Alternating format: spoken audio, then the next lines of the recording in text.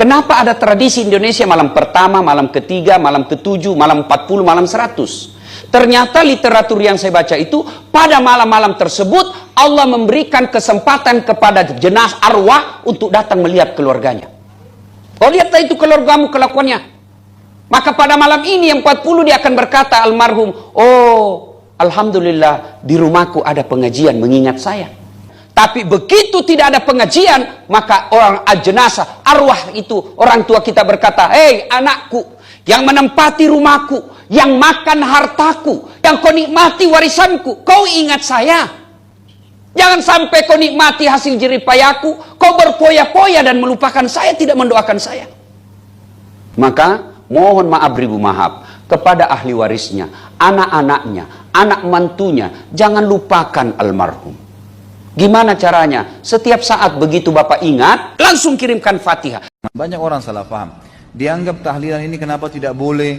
Ini berarti aliran keras, tidak benar. Itu kan zikir, itu kan bagus. Permasalahannya bukan itu teman-teman. Kita ini dalam agama disuruh meletakkan sesuatu pada tempatnya. Letakkan sesuatu pada tempatnya. Jadi Nabi SAW diutus untuk dicontohi, gitu kan? Nabi tidak pernah teman-teman di acara kematian itu mengadakan tahlilan, duduk, baca zikir rame-rame, niatnya kirimkan untuk orang mati. Ini tidak pernah ada dalil menjelaskan zikir bisa sampai ke orang mati, gitu kan? Jadi kita harus jelas masalah ini. Yang sampai doa, ya kita doakan, istighfar buat mereka, iya silahkan. Tapi kalau secara khusus duduk, manggil orang rame-rame ini yang tidak pernah ada, dijelaskan apa adanya baik-baik. Dan kita, saya sudah bilang itu hari, kalau teman-teman mau sportif dan hidup tenang, maka dukunglah semua kebaikan orang yang di sekitar kita dan ingatkan yang Indonesia ini kita mau beribadah tapi semau kita, bukan maunya Allah. Ini nggak bisa.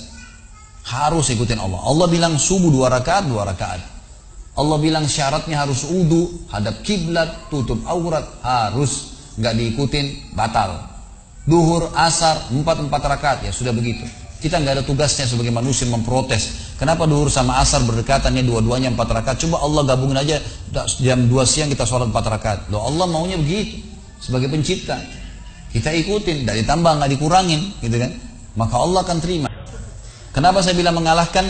Dia buat ibadah yang dia mau sendiri. Ditanya, Pak Kiai, dari mana dalilnya? Nabi pernah kerjain nggak? Nggak pernah. Tapi bagus. Loh, bagus ini harus di mata Allah dan Rasulnya, bukan di mata kamu, gitu kan?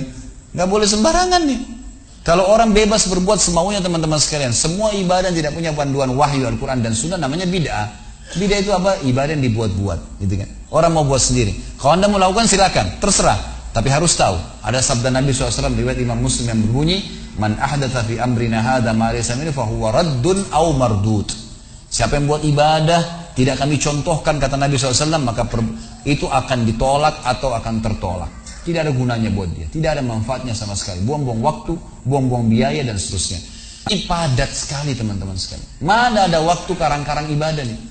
Ini belum kita bicara majelis ilmu, belum bicara baca Quran, belum bicara jenguk silaturahim keluarga, jenguk orang sakit. Banyak ibadah yang ada perintahnya. Lalu kenapa mau buat ibadah yang tidak ada perintahnya ini untuk apa?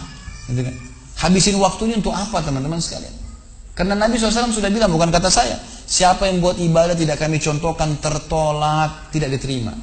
Makanya Ali bin Abi Thalib tekankan definisi dalam masalah takwa. Patuh pada Allah, ikutin perintah wahyu Al-Quran dan Sunnah. Diperintahkan kerjakan, tidak diperintahkan jangan dikerjakan.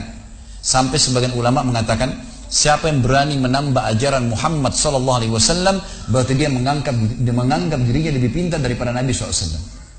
Oh, Nabi sebelum meninggal sudah menjelaskan kepada kita, tidak ada sesuatu yang kalian butuhkan untuk masuk ke dalam surga dan selamat dari api neraka kecuali sudah saya jelaskan, kata Nabi. Gak usah ditambah, gak usah dikurangin, kerjaan itu saja cukup, gitu kan? Jadi fokus di masalah ibadah sesuai dengan wahyu. Jangan pernah ragu teman-teman sekalian. Kalau ada ustadz atau ustadzah, kiai, habib, siapa saja depan anda lagi ceramah, kemudian dia mengatakan kerjakan ini, jangan ragu tanya, maaf, ada ayatnya, ada hadisnya, ada dalilnya nggak? Biar kami benar nih kerjainnya, gitu kan? Jangan dikarang-karang. Kalau perkataan saya, perkataan guru saya ini nggak diterima dalam Islam. Kata Imam Malik rahimahullah, semua perkataan bisa ditolak, diterima kecuali pemilik kuburan ini, ditunjuk kuburan Nabi Muhammad SAW.